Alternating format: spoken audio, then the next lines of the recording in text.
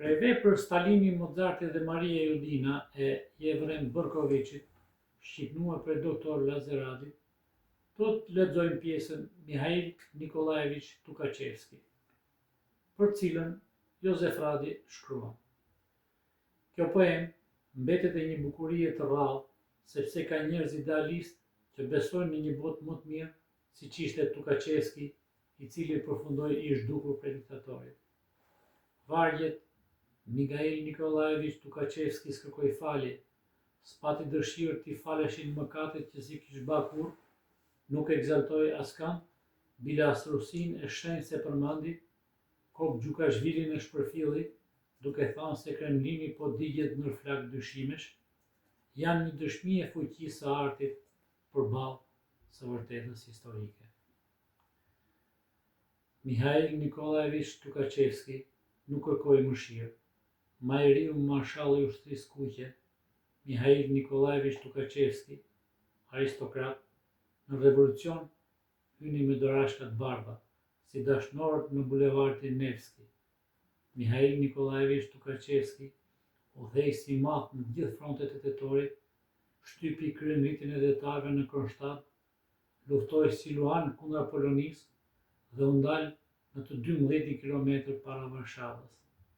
Mihail Nikolajeviç Tukachevski, delegat në kurorëzimin e mbretërit të Anglisë Gjergji V, ku e pa Lady Elizabeth Windsor, më e reja shoqënuese e nanës mbretëresh, deklaroi për gazetat që dilnin atë mëngjes se revolucioni i shëmtoka gratë, por hije shoka burrat. Mihail Nikolajeviç Tukachevski, i vetmi mes 4 marshallëve sovjetik të zhdukur që Kok Gjukashvilit si kërkoi mëshirë.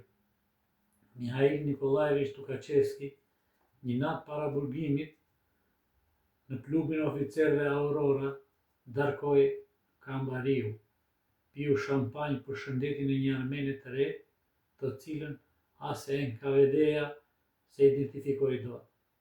Në letrën nisur Kok Gjukashvilit, Mihail Nikolajeviç Tukachevski, që në shtypin londinez gjatë festës së kunorës u quajt Ariu i kuq me sjellje gjentilmeni, në letër pohoi se ishte akuzuar rreshëm, se lajthitja e Kobit ishte më e madhe se vetë Kremlini, se dyshimi i Kobit më i rrezikshëm se nazizmi, se Gjingjiskani para tij s'ka qenë veç një qinj i rëndom të Mongolie hipur mbi kal.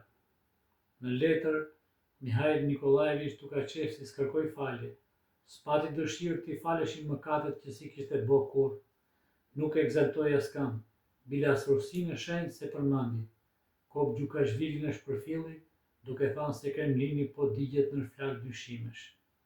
Në letrën e tij, Kok Gjukashvili shënoi i poshtri.